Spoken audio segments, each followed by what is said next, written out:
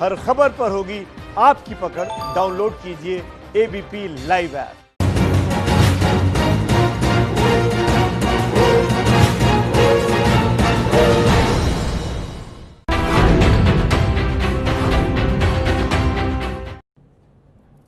नमस्कार, शाम के 4 बज चुके हैं। एबीपी न्यूज पर अपने शो संविधान की शपथ के साथ हाजिर हूं मैं रुमाना इसार खान। करीब 70 दिन के लॉकडाउन के बाद जैसे ही देश में अनलॉक शुरू हुआ, उसके साथ सियासी वार पलटवार का खेल शुरू हो गया। झारखंड के मुख्यमंत्री हेमंत सोरेन कह रहे हैं मोदी सरकार ने राज्यों और जनता को भगवान भरोसे छोड़ दिया। जब लॉकडाउन लागू था उस वक्त राहुल गांधी लॉकडाउन को फेल बता रहे थे, यानी विपक्ष को ना तो लॉकडाउन पसंद आया ना देश का अनलॉक होना पसंद आया। ऐसे में सवाल यह है कि अनलॉक को कटघरे में खड़ा करके क्या विपक्ष आपदा में अफसर की राजनीति कर रहा है, या फिर मोदी सरकार ने लॉकडाउन की नाकामी छिपाने के लिए राज्यों के हाथ में कमान दे दी है? इसी पर हम चर्चा करेंगे। खास मेहमानों का पैनल हमारे साथ मौजूद है, लेकिन आज बहस शुरू करने से पहले जरा 1 to 1 बात कर लेते हैं। हमारे साथ बीजेपी के सांसद मनोज तिवारी जी को आप देख रहे हैं इस समय मौजूद है। मनोज तिवारी जी, ये अनलॉक के साथ जो सियासी वार पलटवार का खेल शुरू हुआ है, ये कहकर कि साहब ये तो टोपी ट्रांसफर चल रहा है, क्या लगता है आपको सर, कौन किसके सिर पर टोपी ट्रांसफर कर रहा है? रोमाना जी, मैं समझता हूं जिस समय दिल्ली को एहतियात बरतने की जरूरत थी तब तो दिल्ली के मुख्यमंत्री जी सोए हुए थे। जिस समय दिल्ली के लोगों को राशन पहुंचाकर उन्हें सुविधा देकर मजदूरों को रोकने की जरूरत थी, तब ये दिल्ली के मुख्यमंत्री जी बिल्कुल ही निष्क्रिय थे। और अब जब एक प्रकार से पूरा देश खुल रहा है तब दिल्ली में बाहर के मरीज नहीं आ सकते, दिल्ली का बॉर्डर सील हो जाएगा। और ये सारी अपनी असफलताएं छुपाने के लिए पता नहीं क्या क्या उन्होंने कर दिया है। आज दिल्ली की जनता बहुत परेशान है। वही जिन लोगों ने यहां से मजदूरों को भागने को विवश किया, आज वही लोग दिल्ली को उस समय लॉक करने की कोशिश कर रहे हैं जब पूरे देश में अनलॉक चल रहा है। ये तो सर आपका नजरिया हुआ ना। इसमें दिल्ली सरकार, अरविंद केजरीवाल तो ये कहते हैं लोकतंत्र साहब, हम तो जन भागीदारी से फैसले ले रहे हैं और हमने तो दिल्ली के लोगों को 1 हफ्ते का वक्त दिया है कि वो सुझाव दें, उसके बाद फैसला ले लेंगे। ये कैसा सुझाव है जो पहले आपने लॉक कर दिया फिर सुझाव मांग रहे हैं? दिल्ली यूनियन टेरिटरी है और दिल्ली में एम्स भी है, दिल्ली में आरएमएल हॉस्पिटल भी है, दिल्ली में राष्ट्रीय हॉस्पिटल है। नेशनल कैपिटल ऑफ टेरिटरी होने के नाते इस देश का संविधान के 13, 19 और 21 धारा आर्टिकल के तहत लोगों का संवैधानिक अधिकार है कि दिल्ली में आकर के इलाज कराएं, एम्स में, आरएमएल में। अब दिल्ली सरकार के अस्पतालों में ये किसी दिल्ली एनसीआर के लोगों को नहीं आने देना चाहते हैं, इस पर भी एक सवाल उठेगा। लेकिन एम्स में जो आएगा उसका क्या होगा? जी, दिल्ली आप बड़े वाजिब सवाल उठा रहे हैं, आप बड़े वाजिब सवाल उठा रहे हैं। लेकिन यहां पर केजरीवाल की तरफ से कहा जाता है कि साहब देश की राजधानी का हवाला देकर आप देश के लोगों को चाहते हैं दिल्ली में ले आए, अच्छी बातें लेकर आइए, लेकिन जब दिल्ली को उसका हक देने की बात आती है तो फिर आप भूल जाते हैं कि वो देश की राजधानी है, फिर वो आपको एक यूनियन टेरिटरी नजर आने लगती है। इसीलिए आप दिल्ली को एक नया पैसा नहीं देते हैं इस कोरोना काल, आपातकाल में। ये कहकर केजरीवाल केंद्र सरकार, मोदी सरकार को घेरते भी तो हैं। मनोज जी, रोमाना जी, मैं आपके एबीपी के थ्रू बता दूं कि इस लॉकडाउन में दिल्ली में 690 करोड़ रुपया इसी दिल्ली में जनधन खाता धारकों को सीधे अकाउंट में दिया है मोदी सरकार ने। 836 करोड़ रुपया उज्ज्वला गैस कनेक्शन के लोगों को फ्री गैस सिलेंडर दिया है इसी दिल्ली में। 243 करोड़ रुपया दिव्यांग जन को, महिला को, सीनियर सिटीजन को, विधवा को पेंशन के रूप में दिया है इसी लॉकडाउन में मोदी सरकार ने सीधे खाते में। 768 करोड़ रुपए का राशन दिया है जो दिल्ली सरकार पहुंचा नहीं पाई। तो ये कहना कि केंद्र सरकार ने तो दिल्ली को इतना दिया है कि उसका अगर अरविंद केजरीवाल जी समीक्षा करें तो वो शर्मिंदा हो जाएंगे। सर वो आज तो भी कह रहे जब हैं मैं कि आपसे सैलरियां बात देने के कर लिए रहा पैसे नहीं हूं, बचे दिल्ली सरकार के पास। वो कह रहे हैं हमारा जो पूरा बजट था साहब, वो पूरा बजट तो क्योंकि रेवेन्यू नहीं इकट्ठा कर पाए इस लॉकडाउन में, उसकी वजह से गड़बड़ा गया। और अब देखिए केंद्र हमें मदद ही नहीं कर रही है, हमारे साथ सौतेला व्यवहार। मतलब सर मैं बार बार आपसे सवाल इसलिए पूछ रही हूं क्योंकि जनता के मन में आता है कि साहब ये टोपी ट्रांसफर का खेल कौन खेल रहा है? ये टोपी ट्रांसफर के खेल का सबसे बड़े माहिर अरविंद केजरीवाल जी हैं और वो खेल रहे हैं। हमने 90 घंटे से उनसे सवाल पूछा है कि जब से लॉकडाउन हुआ है अरविंद केजरीवाल जी, दिल्ली में बेड और वेंटिलेटर्स, हॉस्पिटल के बेड और वेंटिलेटर्स पे कितना खर्च किया, जवाब नहीं दे रहे हैं। मैं पूछ रहा हूं इस लॉकडाउन में आपने विज्ञापनों पे कितना खर्च किया, अपना चेहरा चमकाने पे कितना खर्च किया, उसका भी जवाब नहीं दे रहे हैं। इनके पास आप सोचिए कि दिल्ली में झूठ का राज चल रहा है। बोलते हैं 30,000 बेड है, पीआईएल लगती है तो 3150 बेड आता है। ये जिन अस्पतालों का लिस्ट दिए हुए वहां फोन करिए तो आता है कि 8 लाख रुपया जमा करिए तब आपका इलाज शुरू करेंगे। आप सोचिए आर्थिक संकट में एक कोरोना के पॉजिटिव से इतना बड़ा ब्लैकमेलिंग। क्या ये अरविंद केजरीवाल जी जानबूझ के इसीलिए प्राइवेट हॉस्पिटल का नंबर दे रहे हैं कि 8 लाख, 10 लाख, 15 लाख रुपया उस मजबूर मरीज से वसूल किया जाए?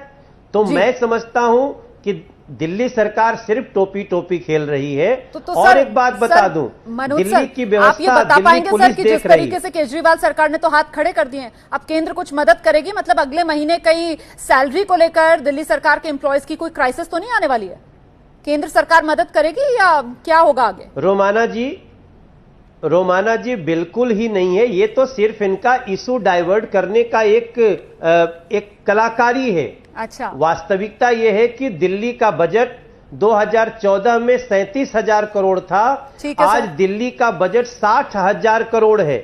हम पूछना चाहते हैं एबीपी के मार्फत कि उस 60,000 करोड़ का कैसे खर्च किया है, ये अरविंद केजरीवाल जी को व्हाइट पेपर जारी करना चाहिए। दिल्ली जानना चाहती है। ठीक है सर, बहुत बहुत धन्यवाद। आपने अपनी मांग दोहरा दी है कि व्हाइट पेपर दिल्ली सरकार जारी करे। लेकिन चलते चलते एक सवाल का जवाब जो मेरा दर्शक जानना चाहता है, मनोज सर, ये टोपी ट्रांसफर का खेल जो चल रहा है सर, ऐसे में दिल्ली बीजेपी में भी कुछ टोपी घूमी है क्या सर?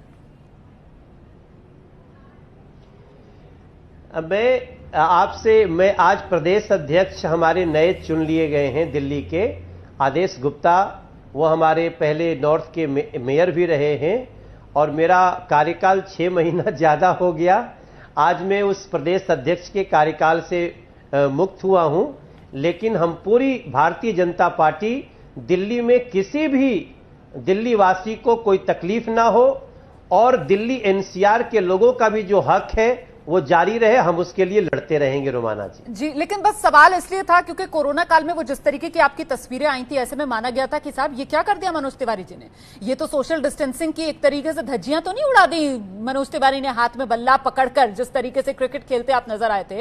ये कोरोना काल में उसका खमियाजा तो नहीं भुगतना पड़ गया आपको कि आनन फानन में फैसला दिल्ली बीजेपी में लिया गया?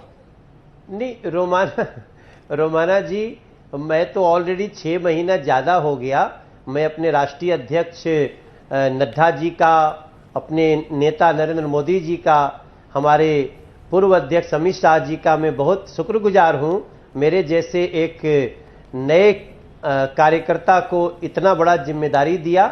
हमने पूरी कोशिश की कि हमने अपनी जिम्मेदारी को पूरी तरह से करूं और आज भी बोलता हूं, संडे को आप सभी खेल में भाग लें, अपने इम्यून को बढ़ाएं। हाँ, सोशल डिस्टेंसिंग का पालन करें। और जब मैंने किया था तब भी मैंने सोशल डिस्टेंसिंग नहीं तोड़ी थी। 18 तारीख से ग्राउंड और खेलकूद जारी करने के आदेश, गाइडलाइन आ चुकी है। जी, मैं कभी गाइडलाइन लेकिन वो मास्क नहीं था ना, शायद वो जो तस्वीरें आई थी उसमें आपके चेहरे पर मास्क नहीं था, हाथ में लाते हुए आप नजर आ रहे थे। लेकिन ये बात आपने बहुत सही कही कि साहब आपका जो कार्यकाल रहा उसमें चाहे एमसीडी चुनाव हो, उसमें कामयाबी मिली बीजेपी को। अच्छा, 7 लोकसभा सीटें बीजेपी के खाते में आई। चलिए, आपको बहुत बहुत शुभकामनाएं आपके आगे के राजनीतिक सफर के लिए। फिलहाल बहुत बहुत धन्यवाद मनोज तिवारी जी हमारे साथ जुड़े रहने के लिए और बेबाकी से हर सवाल का जवाब देने के लिए। और अब इससे पहले मैं खास मेहमानों से आपका परिचय कराऊं, बहस शुरू करूं, मुझे लगता है कि ये पूरा पहले लॉकडाउन और अब अनलॉक को लेकर जिस तरीके से टोपी ट्रांसफर का खेल चल रहा है, उस पर एक रिपोर्ट आप देख लें। लॉकडाउन को पीछे छोड़कर अनलॉक फेज 1 में एंटर कर चुका है। कृपया ध्यान दें, प्लेटफॉर्म नंबर 5 पर खड़ी है।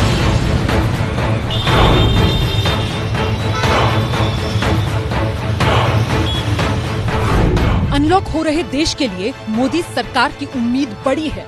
India will get it's growth back. Trust me, getting growth back इतना मुश्किल भी नहीं है।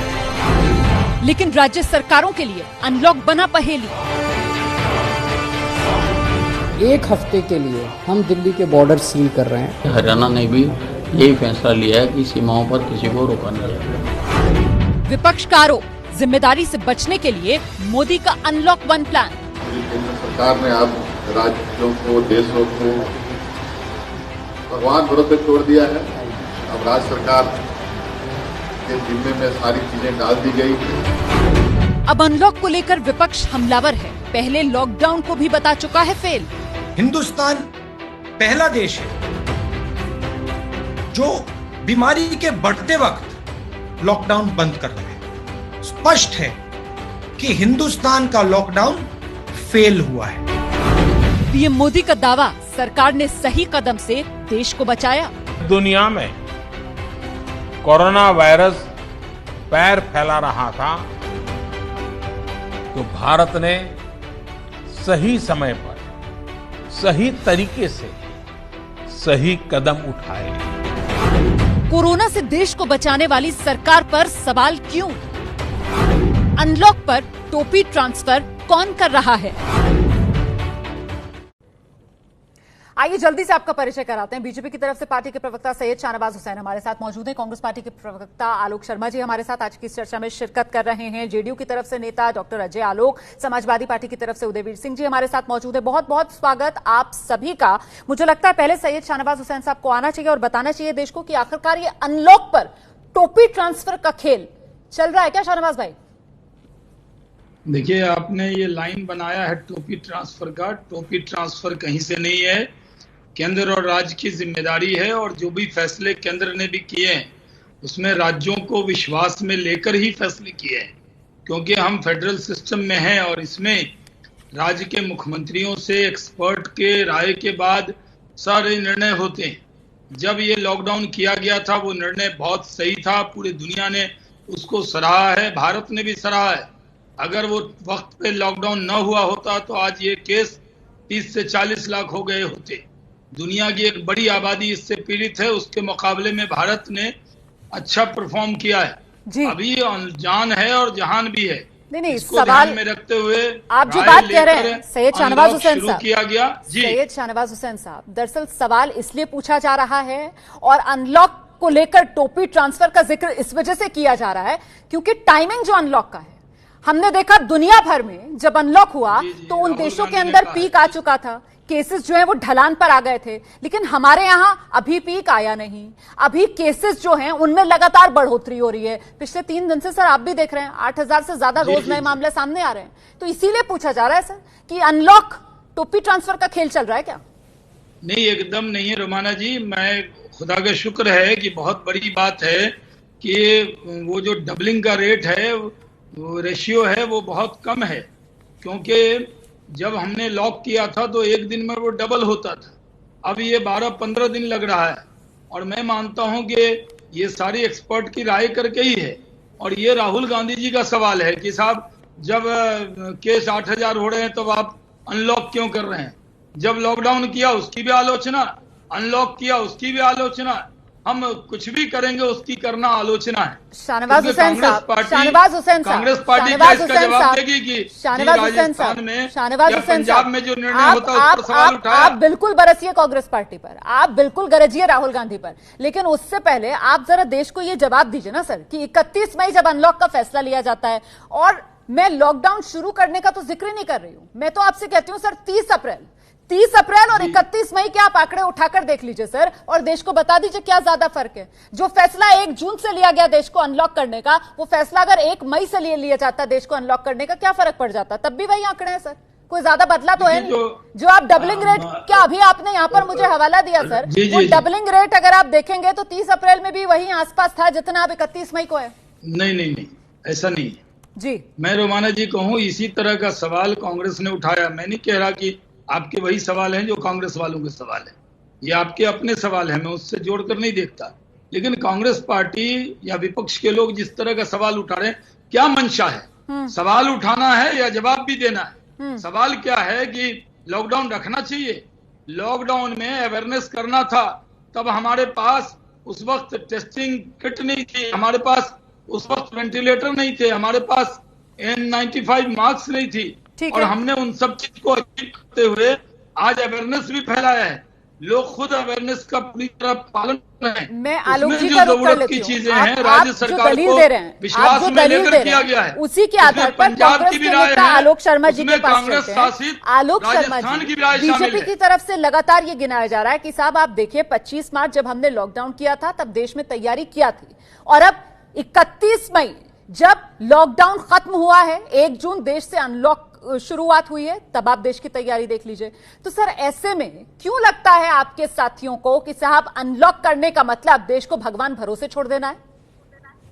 देखिए, मुझे लगता है रोमाना जी, जिस समय पर लॉकडाउन पहला लागू किया गया किसी ने विरोध नहीं किया। विरोध इस बात का हुआ था कि जब पहला केस मिल गया था तो उसके बाद नमस्ते ट्रंप क्यों हुआ था। पहला केस मिलने के बाद या 20 केस 50 केस मिलने के बाद मध्य प्रदेश की सरकार क्यों गिराई गई थी, इन चीजों का विरोध हुआ।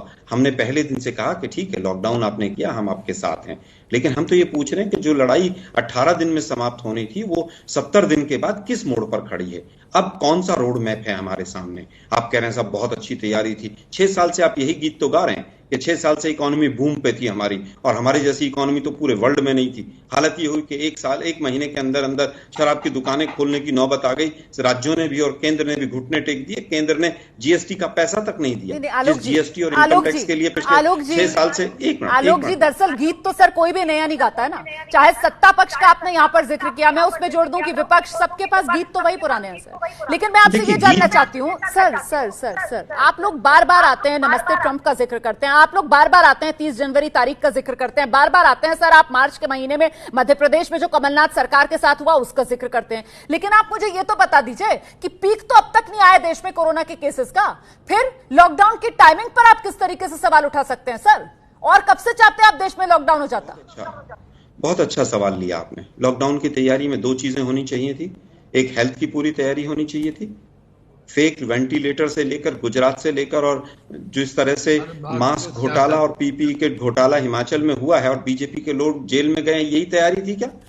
दूसरी बात इकोनॉमी की थी। इकोनॉमी में सबसे पहला लेबर मूवमेंट था। लेबर मूवमेंट के मामले में पूरी तरह से सरकार फेल रही। इकोनॉमी की हालत यह है कि आरबीआई कह रहा है कि नेगेटिव ग्रोथ रेट रहेगा, और मूडीज ने आपकी पूरी तरह से रेटिंग गिरा दी। रुपया आपका डॉलर की तुलना में 13% इस दौरान डाउन हो गया। 20 करोड़ लोग बेरोजगार हो गए। मुझे ब्रेक लेना है। उसके बाद शाहनवाज हुसैन साहब आप जवाब दीजिएगा। देखिए डॉक्टर अजय आलोक भी इंतजार कर रहे हैं, उदयवीर जी भी इंतजार कर रहे हैं, उन दोनों का भी मुझे रुख करना है। और दरअसल मैं समझना ये चाहती हूँ कि भाई हर किसी की तरफ से कहा जाता है, चाहे सत्ता पक्ष हो या विपक्ष हो, कि लॉकडाउन जो है वो परमानेंट सोल्यूशन हो नहीं सकता। ऐसे में जब देश में अनलॉक शुरू हुआ तो फिर अनलॉक को लेकर भी सियासी आर पार सवाल उठने चाहिए। लोकतंत्र के अंदर बुनियादी बात है कि सवाल उठाए जाएं, लेकिन सवालों की कोई बुनियाद है या कोरी सियासत के आधार पर यह सवाल पूछे जा रहे हैं? तो अनलॉक पर टोपी ट्रांसफर की सियासत कौन कर रहा है, क्यों कर रहा है, इसी पर हम चर्चा कर रहे हैं। सभी खास मेहमान हमारे साथ बने हुए हैं। सीधे डॉक्टर अजय आलोक का रुख करते हैं। डॉक्टर अजय आलोक, लॉकडाउन होता है तो सवाल, अनलॉक होता है तो सवाल। मेरा कहना है साहब, लोकतंत्र है तो बिल्कुल सवाल उठने चाहिए, लेकिन कोई आधार भी तो हो। बुनियाद आपको क्या नजर आती है जब विपक्ष की तरफ से कहा जाता है कि साहब अनलॉक मतलब केंद्र सरकार ने राज्यों और जनता को भगवान भरोसे छोड़ दिया?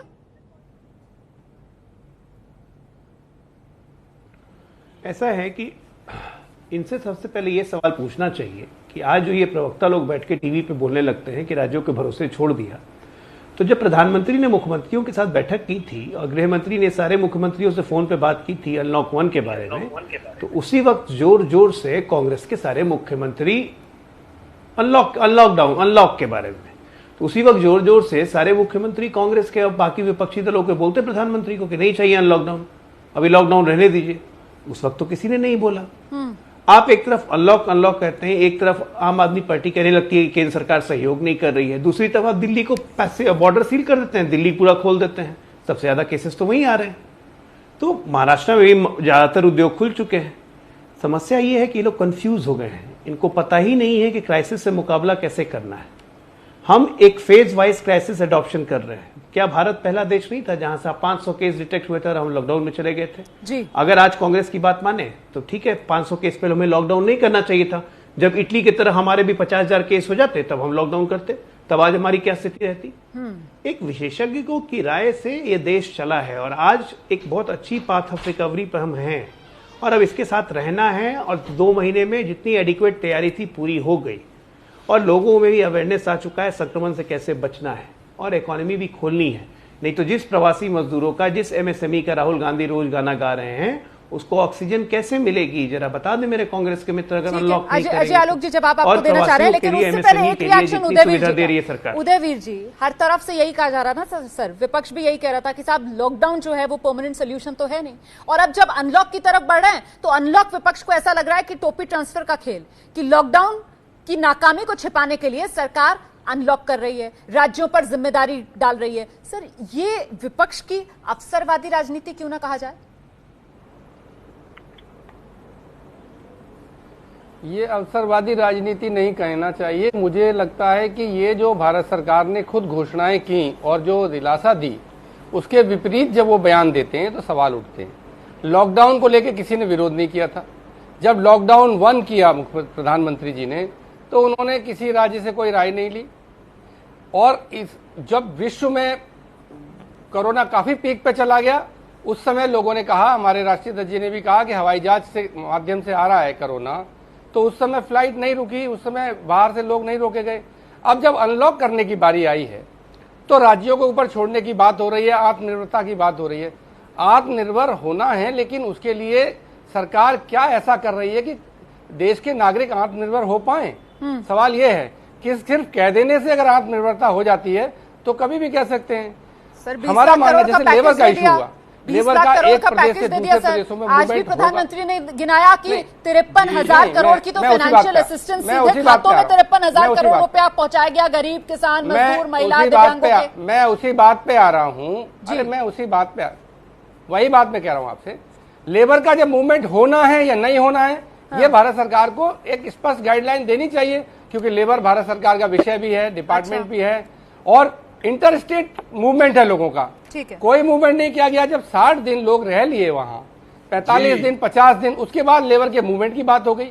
अब आप अनलॉक कर रहे हैं तो लेबर को वापस वहां जाना है। नहीं, आप जो सवाल उठा रहे हैं उदयवीर जी, आप जो सवाल उठा रहे हैं, आप जो सवाल उठा रहे हैं सर, अगर सरकार पॉलिसी वहीं आ रहे हैं, आप फिर से घूम फिर कर वहीं आ रहे हैं। शाहनवाज हुसैन साहब, जो बात मैंने पहले कही थी कि लॉकडाउन की नाकामी छुपाने के लिए, मतलब विपक्ष जिस तरीके से सवाल उठा रहा है, तो वो ये कह रहा है कि लॉकडाउन फेलियर, लॉकडाउन की नाकामी छुपाने के लिए अब जिम्मेदारी जो है वो राज्यों के सर डाल रही है। आपने कहा 18 दिन में जीत लेंगे, 20 दिन में जीत लेंगे। आप बताते कि 2 महीने लॉकडाउन रखना है, कह रहे हैं तो आदमी उस तरह तैयार होता।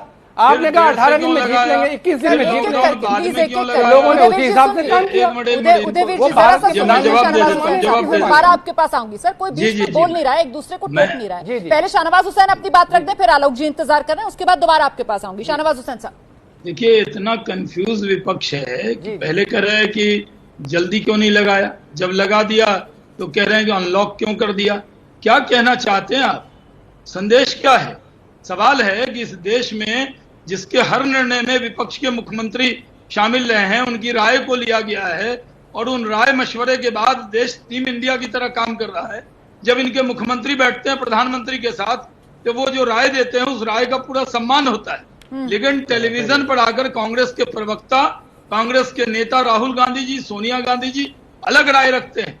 क्या देश में क्या चाहते हैं ये? ठीक है सर, अगर खुल के कह दें कि लॉकडाउन करना चाहिए, ठीक है, कांग्रेस के प्रवक्ता यहाँ आलोक शर्मा जी से अनुरोध है। नहीं, मैं आलोक शर्मा जी के पास ही जा रही हूँ। मैं आलोक शर्मा जी के पास ही जा रही हूँ। सैयद शाहनवाज हुसैन साहब, मैंने आलोक शर्मा जी से कहा था ना कि गीत हर कोई गा रहा है, उसी तरीके से सर कंफ्यूजन के लिए भी सुन लीजिए सर, कंफ्यूज भी हर कोई नजर आ रहा है, क्योंकि भारत सरकार का स्वास्थ्य मंत्रालय उसी की तरफ से आंकड़े दिए गए थे ना कि इस देश में कोरोना 0 हो जाएगा 15 मई तक। कंफ्यूजन तो सर हर तरफ देखने के लिए मिल रही है ना, तो कंफ्यूजन के फेर में अभी मत फंसिए। अभी तो मुझे लगता है आना चाहिए आलोक शर्मा जी को। और जो कह रहे हैं यहाँ पर अजय आलोक भी और शाहनवाज हुसैन भी, कांग्रेस पार्टी, राहुल गांधी ज्यादा कंफ्यूज है क्या? देखिए, मुझे लगता है कि पीएम के साथ जो बैठक हुई, 3 बैठकों में मुख्यमंत्री महोदय के साथ जो हुई बैठक, पीएम साहब ने एक बार भी अर्थव्यवस्था के ऊपर कोई चर्चा नहीं की, यहाँ तक के कलेक्टिव लोगों को बोलने दिया। किस फेडरलिज्म की बात कर रहे हैं? अगर ये केवल लॉकडाउन अवेयरनेस के लिए था कि अवेयरनेस हो जाएगी कि भाई मुंह पे मास्क बांधिए और एक सैनिटाइजर की बोतल जेब में रख के चलिए, तो फिर लॉकडाउन किया ही क्यों था? ये काम तो 10 दिन में 5 दिन में भी हो सकता था। सवाल ये है कि जिस दिन 500 केस थे उस दिन आपने ट्रेनें बंद कर दी, लेबर की मूवमेंट आपने बंद कर दी, और जब 2 लाख केस हो गए तो आपने ट्रेनें खोल दी। क्या जो आज 200 ट्रेनें चली हैं वो वहां के मुख्यमंत्रियों से पूछकर चली हैं? शहनवाज भाई, इसका उत्तर जरूर दीजिएगा। लड़ाई तो अभी शुरू हुई है, अभी से पीठ थपथपाना शुरू कर दिया। अब दिक्कत ये हो गई कि विकास को 6 साल लोग ढूंढते रहे, अब आत्मनिर्भर को 6 साल ढूंढेंगे। हम केवल ये जानना चाहते हैं कि 40 ट्रेनें जब मार्ग से भटक जाए, 2 दिन में पहुंचने वाली ट्रेन 9 दिन में पहुंचे, और गृह मंत्रालय 5000 से ज्यादा नोटिफिकेशन दे। कंफ्यूज कौन है, जरा इस बात की सोच लीजिए। जहां तक बात आती है कंफ्यूजन की, ये सरकार तो पूरी तरह कंफ्यूज है। लेबर मिनिस्टर सर अब आप रेल मंत्रालय, अब आप ट्रेन पर आ गए, लेकिन बात यह है कि सरकारें जो है, राज्य सरकारें जो है सर, एक तरफ वो कहती है कि हमको ज्यादा अधिकार चाहिए, हमको फैसला लेने में छूट मिले। हमने देखा ना सर किस तरीके से कैप्टन अमरिंदर सिंह की तरफ से बाकायदा नाराज होकर ये बयान दिया जाता है कि साहब दिल्ली में बैठे हुए वो लोग बताएंगे कि मेरे राज्य में कौन सा रेड जोन है, कौन सा ग्रीन जोन है, या फिर पंजाब में यहाँ पर जो अधिकारी काम कर रहे हैं जमीन पर वो बता पाएंगे। वहीं दूसरी तरफ अगर केंद्र उस तरीके की जिम्मेदारी देता है राज्यों को, तो फिर लगता है कि राज्यों के गले की वो फांस बन गई है, और तब राज्य कहने लगते हैं कि साहब ये तो अपनी नाकामी छिपाने के लिए केंद्र हम पर जिम्मेदारी डाल रहा है। तो आखिरकार सर इस आपदा के माहौल में कौन अवसरवादी राजनीति कर रहा है? अनलॉक पर टोपी ट्रांसफर का खेल क्यों, इसी पर हम चर्चा कर रहे हैं। सभी खास मेहमान हमारे साथ लगातार बने हुए हैं। समाजवादी पार्टी की तरफ से उदयवीर जी के पास हम चलते हैं। उदयवीर जी, प्रधानमंत्री नरेंद्र मोदी आज भी जब सीआईआई में संबोधन कर रहे थे तो उनकी तरफ से कहा गया कि साहब सही समय, सही तरीका, सही कदम उठाए। वो कहते हैं इसके लिए सबसे अच्छा आपके पास जो पैमाना है वो दुनिया के बाकी देशों में कोरोना का हाल देख लीजिए ना, और भारत की तस्वीर देखिए आप। सर फिर भी विपक्ष को क्यों ऐसा लगता है कि मोदी सरकार नाकाम है?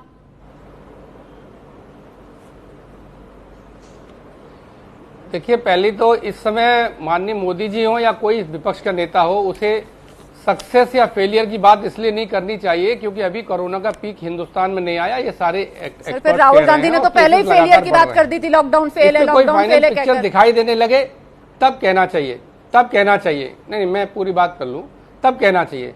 दूसरी बात यह है कि जो प्रधानमंत्री जी ने खुद कहा, जो उनकी राज्य सरकारों ने, जो जहां उनकी पार्टी की राज्य सरकारें हैं वहां भी मतभेद सामने आ रहे हैं, जो उन लोगों ने खुद कहा है उन बातों पे ही तो विपक्ष सवाल उठा रहा है। आपने कहा 18 दिन में महाभारत जीता गया था, 21 दिन में इसको जीत लेंगे।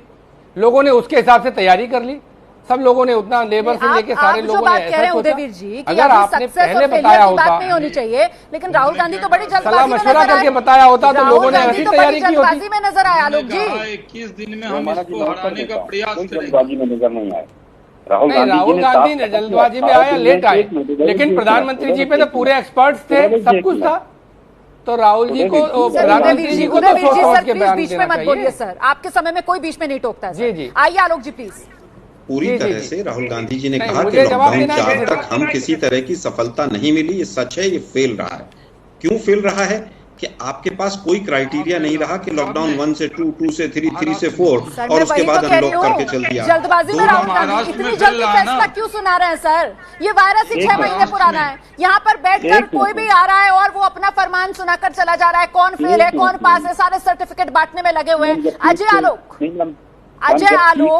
आपदा में भी राजनीति, इससे कोरोना को बात देंगे क्या? जो डबलिंग की बात कर रहे हैं ना रोमाना जी, आप मेरा उत्तर तो पूरा हो जाने दीजिए। जो डबलिंग की बात कर रहे हैं आप, 5 से 10 केस कहते हैं 5 दिन लगे। ये कांग्रेस की शक्ति रही है, 2 से 4 लाख होने में कितने दिन लगे? अब इनको बोलिए, बीच में नहीं बोलेंगे, दूसरे को तो ये बोलने में अपने बीच में घुस जाते हैं। मैं बोल लूं, अगर मान लीजिए फेलियर हुआ तो ये बहुत अच्छी बात है कि आज कांग्रेस के राष्ट्रीय प्रवक्ता नेशनल टीवी पे बैठ के बोल रहे हैं कि पंजाब फेल हो गया, छत्तीसगढ़ फेल हो गया, महाराष्ट्र फेल हो गया, जहां जहां इनकी सरकारें हैं वो फेल हो गई लॉकडाउन लागू करवाने में, और ये अपने डिजीज को कंट्रोल नहीं कर पाए, इनका इंफ्रास्ट्रक्चर बहुत खराब था। इतना अच्छा एडमिशन तो कभी किसी और राज्य सरकार ने नहीं किया। इसके लिए कांग्रेस पार्टी की तारीफ होनी चाहिए, राहुल गांधी की तारीफ होनी चाहिए। एक काम कीजिएगा रोमाना जी, इन सब प्रदेशों के चीफ मिनिस्टर से भी पूछ लीजिएगा क्या वो फेल हुए या पास हुए हैं। कॉन्ट्रडिक्शन तो आपको वहीं दिख जाएगा। यही विरोधाभास है सर, यही विरोधाभास है, और इसी विरोधाभास की वजह से मैं आज ये चर्चा लेकर आई थी कि साहब अनलॉक शुरू और साथ ही सियासत का खेल शुरू, और सियासत भी ऐसी जहां पर टोपी ट्रांसफर करने का गेम जोरों पर चल रहा है। आज की इस चर्चा के बाद मेरी राय बहुत साफ है, लॉक अनलॉक के फेर में जनता को मत उलझाइए। ये कोरोना काल है, राज्य केंद्र मिलकर जनहित में नीति बनाएं।